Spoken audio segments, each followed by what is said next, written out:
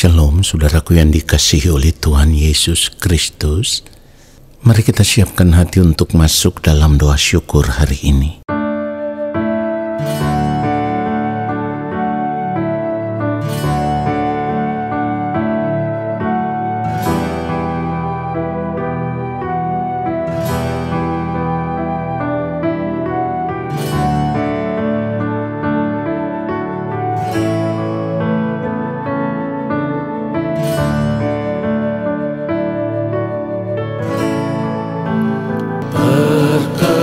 Perkenankan hamba-Mu, ya Bapa, masuk dalam hadirat-Mu yang kudus. Perkenankan hamba-Mu, ya Yesus, sujud menyembah dalam kekudusan.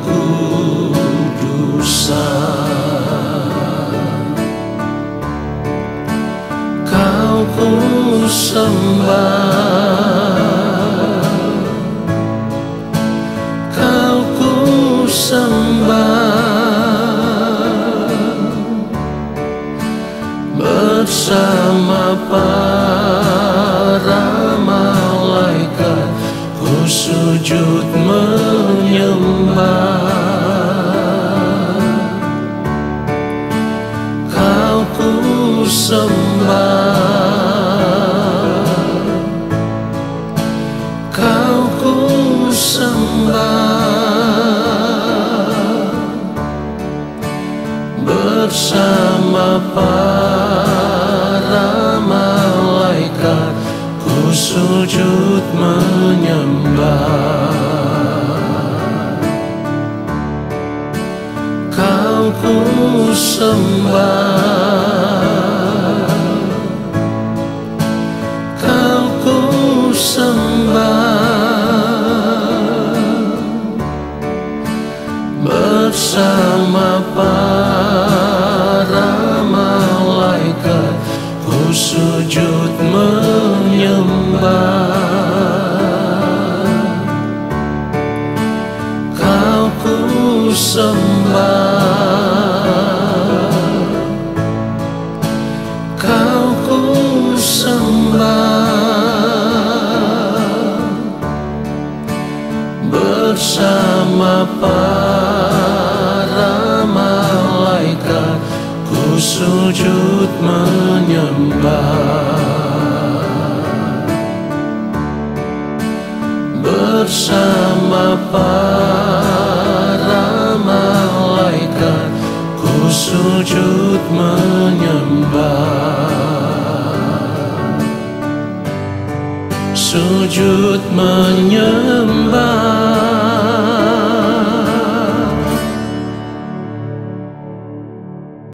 Mari kita berdoa. Allah Bapa yang Maha Kudus, saat ini kembali kami ada di hadapan Bapa, di dalam hadirat-Mu ya Tuhan. Kami mau duduk diam di kaki Tuhan. Kami mau menanti-nantikan jamahan kasih-Mu ya Bapa atas setiap kami pribadi lepas pribadi. Roh Kudus Tuhan yang mengurapi kami, ajar kami untuk mengerti setiap kebenaran firman yang kami dengar, supaya oleh firman-Mu itulah kami terus diubah, kami dibentuk menjadi pribadi seperti yang Bapa kehendaki. Di dalam nama Tuhan Yesus Kristus kami berdoa. Amin. Saudaraku, ketika firman Tuhan berkata bahwa kita semua harus menghadap takhta pengadilan Kristus, supaya setiap orang memperoleh apa yang patut diterimanya sesuai dengan yang dilakukannya dalam hidupnya ini, baik ataupun jahat. Dari kebenaran ini, saudaraku, seharusnya kita sadar Sejatinya kita harus serius mempersiapkan nasib kekal kita, ya. Sebelum kehidupan kita di dunia ini atau sebelum kesempatan hidup yang Tuhan berikan kepada kita saat ini berakhir.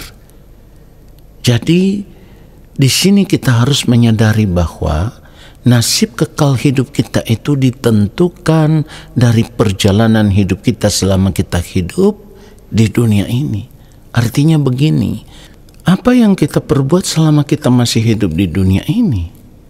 Apakah perbuatan yang kita lakukan itu baik di mata Allah atau merupakan kejahatan di mata Allah? Ini yang harus kita periksa, ya, sebagai bentuk dari tanggung jawab kita mempersiapkan masa depan kehidupan kita di kekekalan. Ini harus kita perkarakan sekarang dengan serius sebelum terlambat. Kita perkarakan selama kita masih diberikan nafas hidup oleh Tuhan. Jadi kita tidak boleh main-main.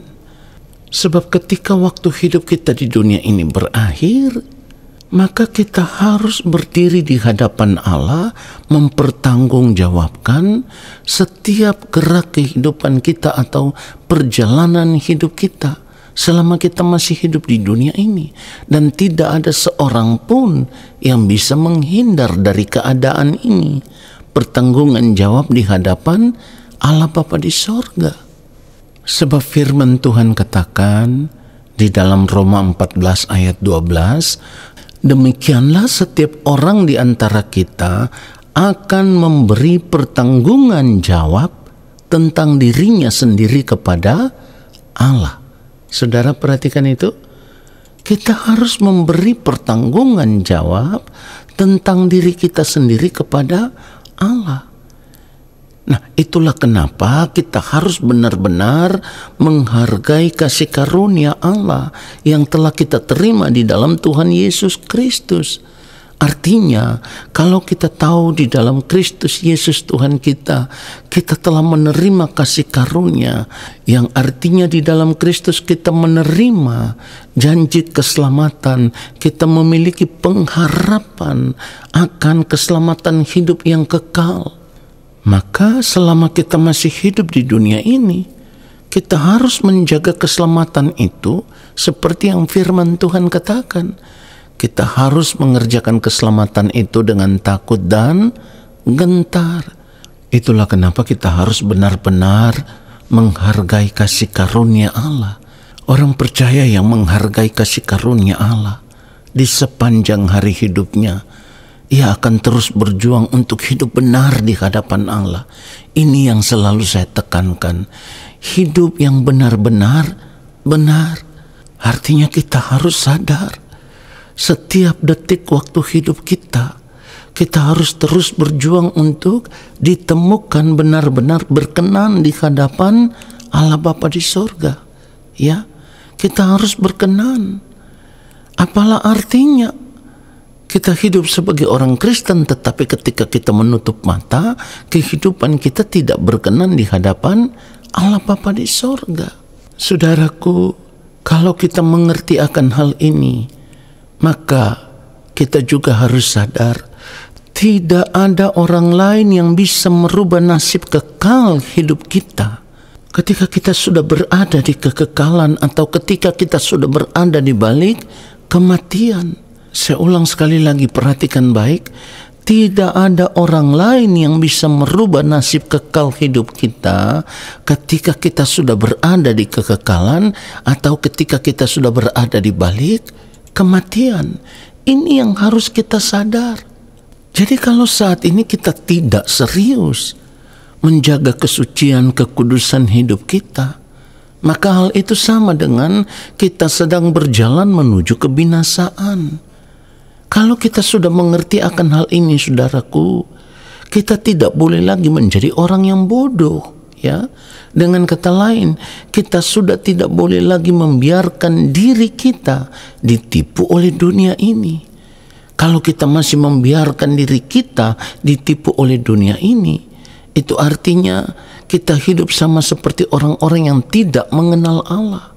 Itulah kenapa firman Tuhan menasihati kita seperti yang ditulis di dalam Efesus 4 ayat 17. Sebab itu kukatakan dan kutegaskan ini kepadamu di dalam Tuhan. Perhatikan ini, jangan hidup lagi sama seperti orang-orang yang tidak mengenal Allah dengan pikirannya yang sia-sia. Di dalam ayat 18 ditulis, dan pengertiannya yang gelap, jauh dari hidup persekutuan dengan Allah, karena kebodohan yang ada di dalam mereka dan karena kedegilan hati mereka. Ayat 19, perasaan mereka telah tumpul sehingga mereka menyerahkan diri kepada hawa nafsu dan mengerjakan dengan serakah segala macam kecemaran. Perhatikan ayat 20, tetapi kamu bukan demikian. Kamu telah belajar mengenal Kristus. Jadi kalau sekarang kita mau memeriksa segenap hidup kita dengan jujur, lalu kita temukan bahwa kita belum serupa dengan Kristus, itu artinya selama ini kita tidak serius berjuang untuk mempersiapkan masa depan kehidupan kita di kekekalan. Kita tidak serius mempersiapkan nasib kekal hidup kita, saudaraku. Ini persoalan serius. Kenapa saya katakan ini persoalan serius? Apalah artinya kita hidup sebagai orang percaya, kita hidup sebagai orang Kristen, tetapi ketika kita menutup mata kehidupan kita tidak ditemukan serupa dengan Kristus, kehidupan kekristenan kita menjadi sia-sia. Ingat saudaraku, kita tidak akan pernah bisa berubah kalau kita tidak serius mau mencari Tuhan. Jadi kesempatan hidup yang Tuhan berikan kepada kita saat ini, kita harus mempergunakan kesempatan ini untuk mencari Tuhan, supaya kita belajar mengerti apa yang menjadi kehendak Allah Bapa di sorga, apa yang baik, yang berkenan kepada Allah dan yang sempurna. Lalu kita hidup melakukan semuanya itu, saudaraku. Karena panggilan kita di dalam Kristus harus hidup sama seperti Kristus, yang juga berarti di sepanjang hari hidup kita, sama seperti Kristus hidup melakukan kehendak Allah Bapa di sorga, kita juga harus hidup melakukan kehendak Allah Bapa di sorga. Jadi sekali lagi, kita tidak boleh menjadi orang yang bodoh. Kita tidak boleh hidup seperti orang-orang yang tidak mengenal Allah. Kalau kita tidak mempergunakan kesempatan hidup ini untuk sungguh-sungguh mencari Allah, maka kita tidak akan pernah mengerti kehendak Allah, saudaraku. Tidak mengerti kehendak Allah berarti di sepanjang hari hidup kita, kita tidak pernah hidup melakukan kehendak Allah. Tidak hidup melakukan kehendak Allah berarti kita tidak akan pernah diterima di dalam kerajaan Allah.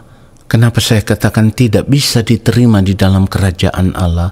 Karena orang yang tidak hidup melakukan kehendak Allah sama dengan orang yang tidak memberi diri untuk hidup dalam tatanan Allah atau hidup sesuai aturan Allah Bapa di sorga.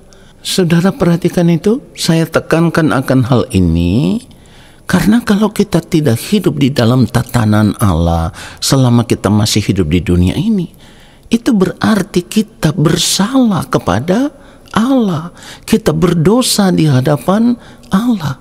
Nah, dosa tidak mendapat bagian di dalam kerajaan Allah. Firman Tuhan katakan, upah dosa ialah maut. Jadi kalau kita tidak serius mempersiapkan kehidupan kita dalam hari-hari hidup kita, kita tidak berjuang untuk terus merubah diri, meninggalkan cara hidup kita yang lama, kita bangun persekutuan dengan Tuhan, lalu hidup di dalam penurutan akan kehendak Allah sampai kita menutup mata, maka kita akan gagal hidup sebagai orang percaya. Kalau itu yang terjadi, saya harus katakan, tidak ada satu keadaan hidup yang tragis melebihi ketragisan hidup ketika seseorang ditolak oleh Allah karena hidupnya tidak berkenan kepada Allah. Ingat itu, dan keadaan orang-orang yang ditolak oleh Allah di kekekalan nanti itu sangat mengerikan, karena akan mengalami kematian yang kedua yang firman Tuhan katakan akan terbuang ke dalam api dan belerang. Ini mengerikan sekali, saudaraku. Jadi seharusnya kita sadar apa yang firman Tuhan sudah katakan. Demikianlah setiap orang di antara kita akan memberi pertanggungan jawab tentang dirinya sendiri kepada Allah. Biarlah kebenaran firman Tuhan ini menyadarkan kita. Amin. Mari kita berdoa. Terima kasih Bapa yang Maha Kudus untuk kebenaran firman-Mu. Kami mau berjuang, mempersiapkan masa depan kehidupan kami di kekekalan. Selama masih ada kesempatan hidup yang Tuhan berikan kepada kami mau berjuang untuk hidup benar, hidup suci, hidup kudus di hadapan Bapa, supaya kehidupan kami ditemukan berkenan di hadapan-Mu ya Bapa, ketika kami menutup mata. Terima kasih Bapa untuk firman-Mu. Saat ini kami mengangkat tangan di hadapan Bapa, kami percaya Engkau akan memberkati kami. Turunlah atas kehidupan kami segala berkat kasih karunia daripada Allah Bapa di sorga, rahmat cinta kasih dari Tuhan Yesus Kristus di dalam persekutuan yang manis dengan Roh Allah yang kudus, menyertai langkah hidup kami dan memberkati kami sekarang dan sampai selama-lamanya. Amin. Saudara, terima kasih sudah mengikuti doa syukur hari ini. Tuhan Yesus memberkati kita semua. Shalom.